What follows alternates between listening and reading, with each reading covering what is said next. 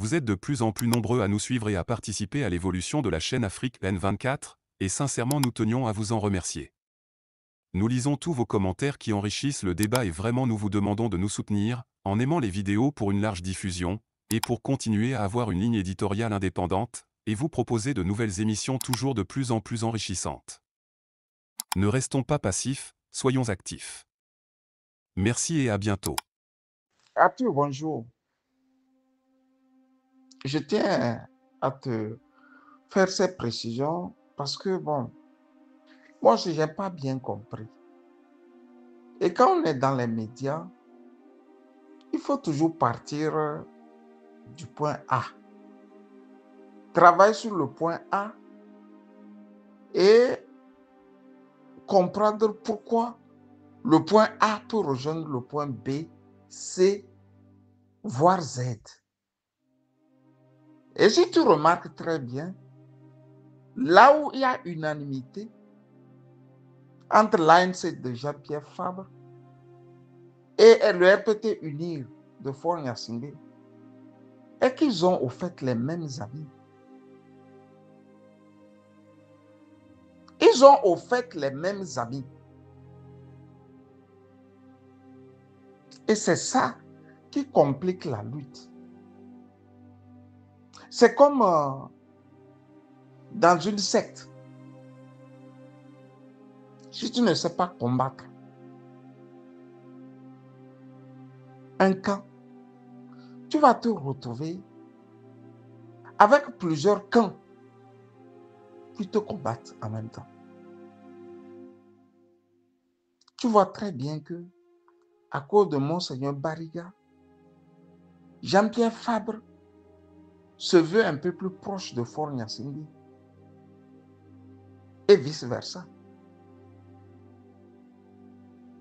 Mais à cause de Monseigneur Koduro, ils sont restés unanimes que le prélat n'est pas fréquentable. Et quand tu regardes très bien, si on n'a plus fait mal à Jean-Pierre Fabre, c'est bien Monseigneur Nicodème Bariga qui a fait plus mal à l'ANC. Parce que lui au moins là, lui au moins, il a su que l'ANC a gagné à une élection. Il avait les preuves dans ses petits tiroirs.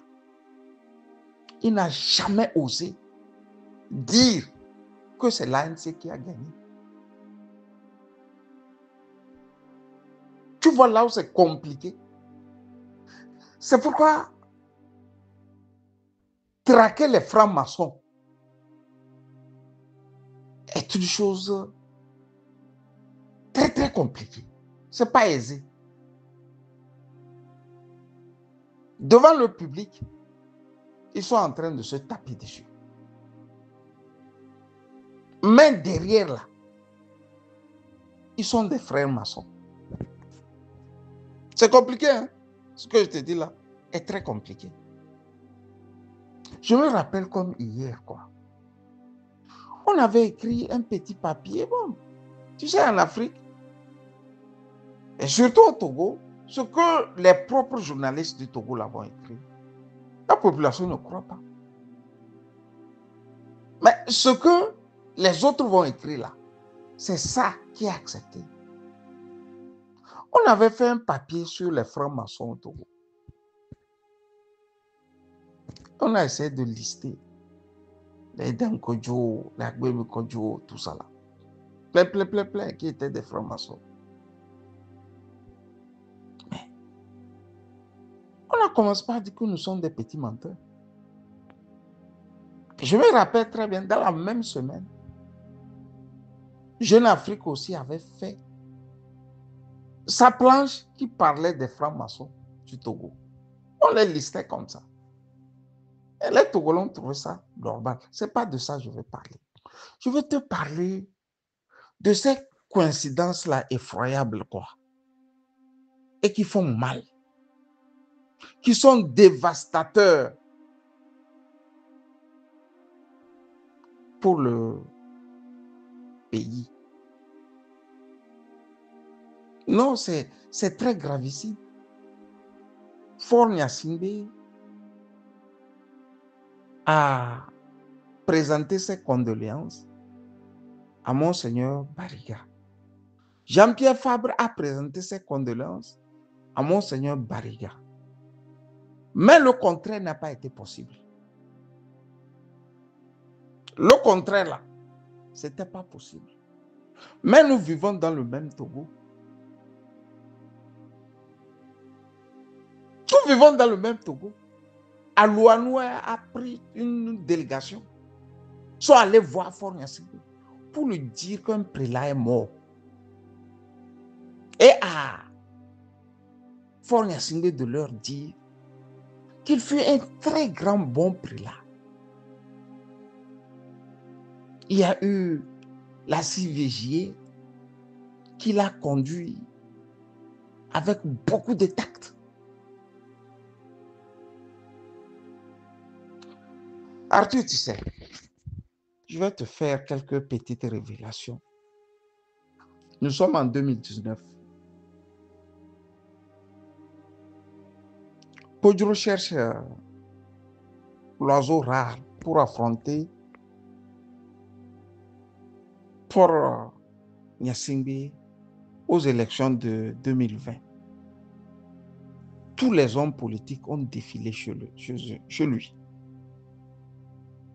Chacun essayant de faire la démonstration qu'il est le meilleur pour être choisi. Même Pascal Bojona aussi est arrivé. Qu'il est le meilleur, moi Pascal, je suis accepté par l'armée. Je suis aimé par l'armée. Du nord au sud, là, moi Pascal Bojona. Tous les Togolais même. Si vous voudrez bien me coopter aussi. Monseigneur Fanoko Podjoro a écouté tous ces gens-là. Tous. Et il va se passer quelque chose d'inédit. Entre-temps, Eden Kodjo, qui s'était déjà entretenu avec lui, va se retrouver, comme par hasard, de nouveau chez Monseigneur Fanoko Podjoro. Et au prélat de lui faire entendre que dans tous ces gens qui ont défilé vers moi, ou de tous ces gens qui ont défilé vers moi, celui, je me dis, qu'il est le mieux pour porter le Togo et battre Faure Gnassingbé aux élections, c'est bien vous, monsieur Eden Kodjo. Eden Kodjo a pris le message comme si c'était déjà un quitus pour être coopté par le prélat. Mais il va faire cette erreur grave ici. Arthur, à peine sorti de chez le prélat, il va appeler le Bassari, Charles Kondi Agba. Soit dit-on en passant, c'est l'un des sages du RPT UNIR. Et va lui dire que Monseigneur Podjoro veut bien que je représente l'opposition aux élections à venir, c'est-à-dire aux élections de 2020. Le gros sage ou le grand sage du RPT uni va mettre maintenant sa machine de communication en marche.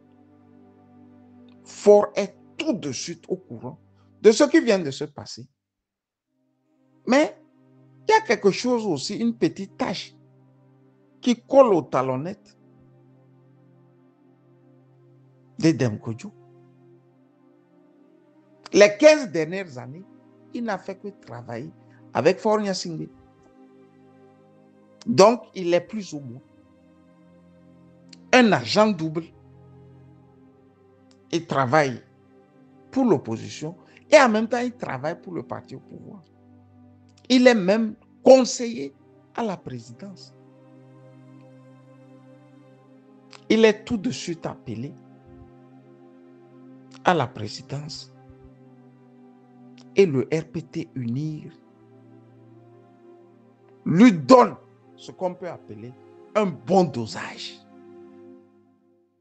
On lui dose bien en injures, en insultes, en colibé. Et tout de suite, force se lève et s'en va. Tout en lui disant qu'il va l'envoyer un émissaire. L'émissaire est effectivement allé au domicile de Dankodjo. Ils ont discuté. Mais de quoi ont-ils discuté? Je ne saurais vous le dire. C'est en raccompagnant cet émissaire qu'il va faire une petite crise. Il ne se relèvera jamais de cette crise.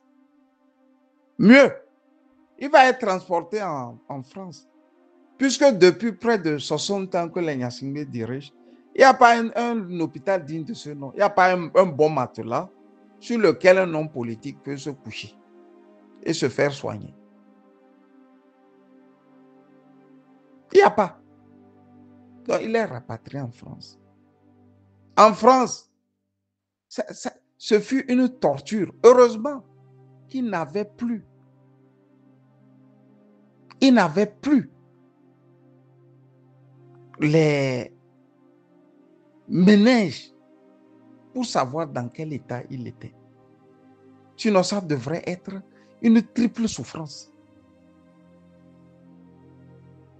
Il y a problème de soins, il faut le soigner. L'État togolais rechigne à mettre à disposition tout ce qu'il faut pour lui.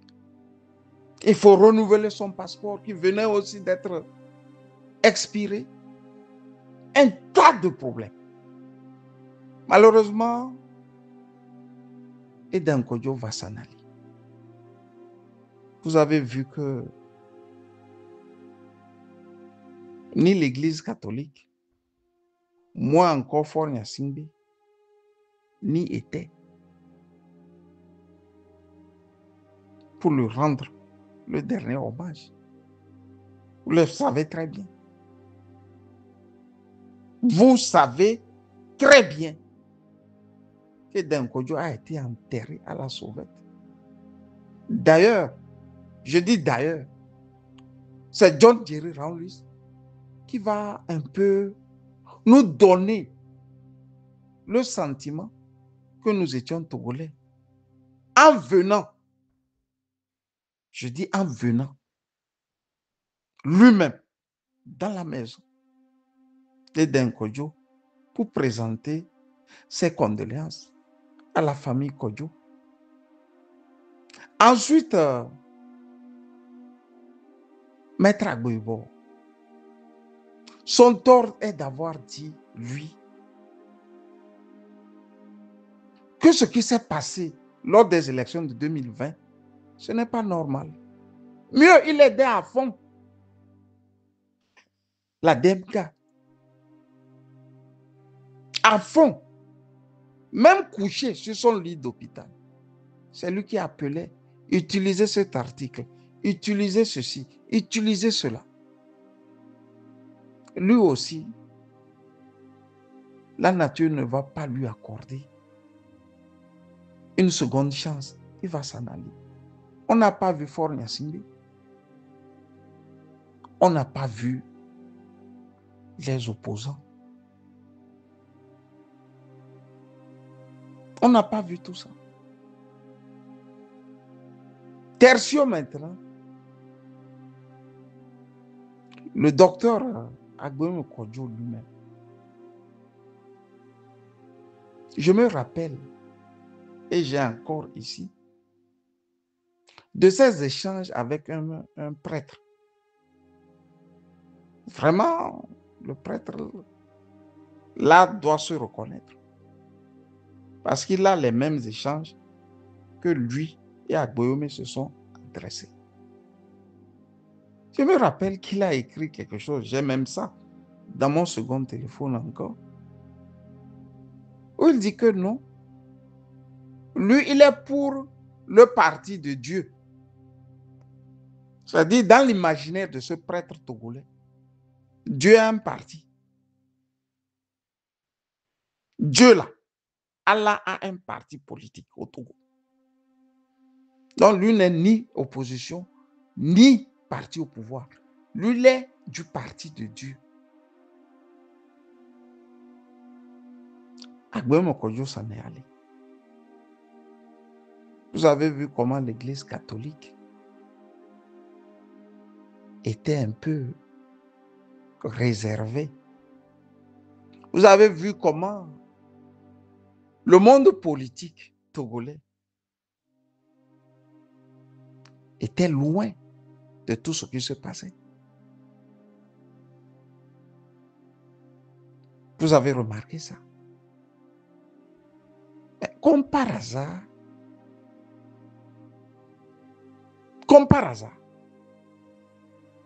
Dieu rappelle aussi Monseigneur Nicodème Bariga. Et comme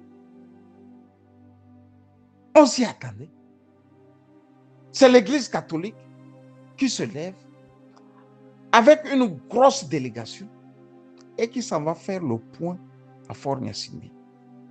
À Fort Gnassingbé, à son tour, de faire des éloges de Monseigneur Bariga. Et comme si cela ne suffisait pas, on entend Jean-Pierre Fabre aussi faire des éloges. Oh, il parlait bien. Oh, il a même dit que c'est à cause de Sylvanus Olympio que lui, Bariga, il est fier d'être togolais. C'est Jean-Pierre Fabre qui nous l'apprend. Bon, question. Je dis question. Si vous voulez diriger le Togo, Fort Gnassingbé, Jean-Pierre Fabre, y a-t-il deux Togos ou mieux deux citoyens togolais? Parce que Monseigneur Fanoko Podjuro vient d'une région qui n'est pas la région de Monseigneur Bariga. Monseigneur Fanoko Podjuro vient d'une ethnie qui n'est pas l'ethnie de Monseigneur Bariga. Monseigneur Fanoko Podjuro vient d'une famille qui n'est pas de la même famille que Monseigneur Bariga. Mais à partir du moment où vous donnez l'importance devant la mort d'un prélat contre un autre, qu'est-ce que vous voulez que les Togolais pensent de tout ça? C'est ici nous nous retrouvons devant les intérêts communs, Arthur. C'est ici que vous vous retrouvez devant des intérêts communs. Heureusement que Jean-Pierre Fabre n'est plus solide. Ah, si tu vois comment il est rongé aussi par le poids de l'âge. Tu le sens. Imaginez un peu qu'il est encore jeune et il veut raisonner comme il raisonne actuellement. Ce qui veut dire qu'on n'aura jamais de démocratie. C'est pour ça parfois je dis, faut-il tuer tous ces gens-là? Faut-il tuer tous ces gens-là pour que le Togo soit enfin démocratique? Parce qu'ils ont c'est-à-dire, ils ont des intérêts qui finissent par faire d'eux un seul homme. L'intérêt ici, c'est ce croisement entre Jean-Pierre Fabre, Fort Gnassingbé et Monseigneur et Nicodème Bariga. Si vous ne savez même pas, sa mort là va raviver les amitiés entre eux. Vous ne verrez que du feu, chers Togolais. Parce que être un homme politique sous-entend qu'on est ami à tout le peuple. On est au-dessus du parti qu'on dirige.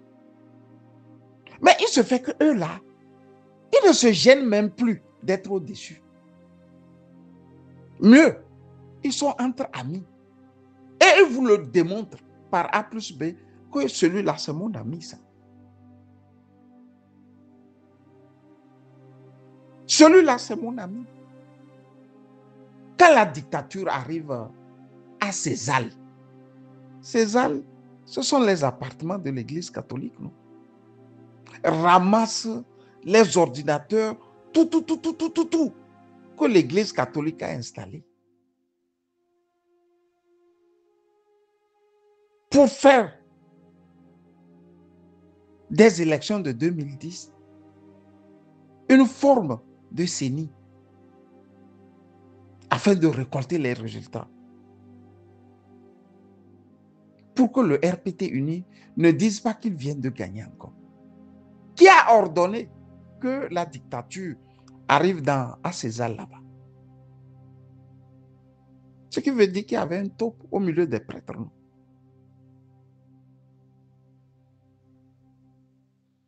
Est-ce que l'ANC qui était gagnant ne sait pas que c'est les prêtres qui ont trahi? Mieux, Monseigneur Bariga même là, va dire quelques mois plus tard que lui, il a les preuves que c'est l'ANC qui a gagné. Il a ça dans son tiroir. L'ANC, c'est ça. Mais comme ils sont liés par des choses bizarres, vous voyez très bien que Jean-Pierre Fabre a enterré ce que Monseigneur Bariga connaît des élections de 2010. Comme par hasard, Monseigneur Bariga, c'est le prototype même, le maire togolais qu'il faut à la place qu'il faut. Ils sont des amis.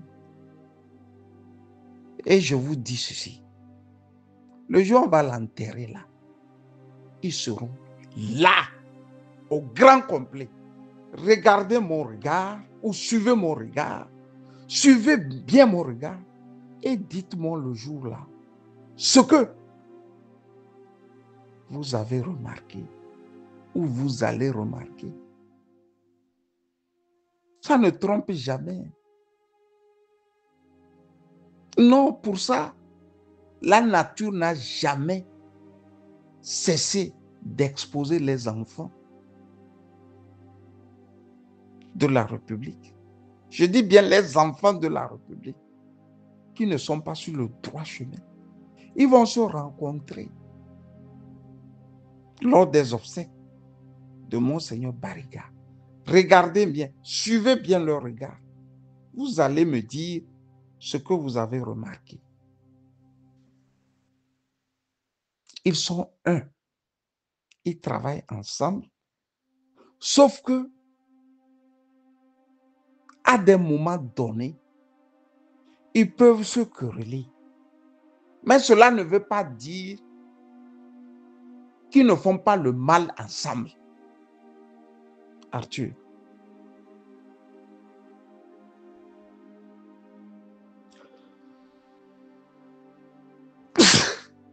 Alouanou est allé voir Fornia Singhi.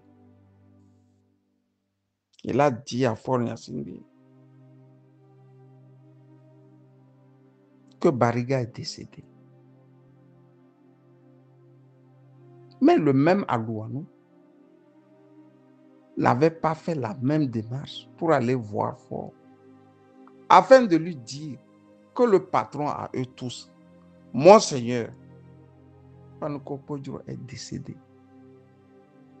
Ils ont vite fait ces cérémonies à la va-vite. Ils l'ont enterré. Mais il y a une chose. Devant Dieu, là, il y a quelqu'un qui doit avoir été correct. N'étant pas Dieu moi-même, je ne peux pas faire ce procès-là. Mais les enfants du Togo sauront un jour, au fait, entre Monseigneur Fanoko Podjou et Monseigneur Philippe et Monseigneur Nicodème Bariga, celui qui était là et qui luttait pour la cause du Togo. Arthur, bonne nuit. Bye bye. Likez la vidéo si ce n'est pas déjà fait. Laissez aussi votre point de vue en commentaire. Abonnez-vous et cliquez aussi sur la petite cloche de notification pour ne rien rater de nos prochaines vidéos. N'oubliez pas de partager aussi la vidéo et de la liker.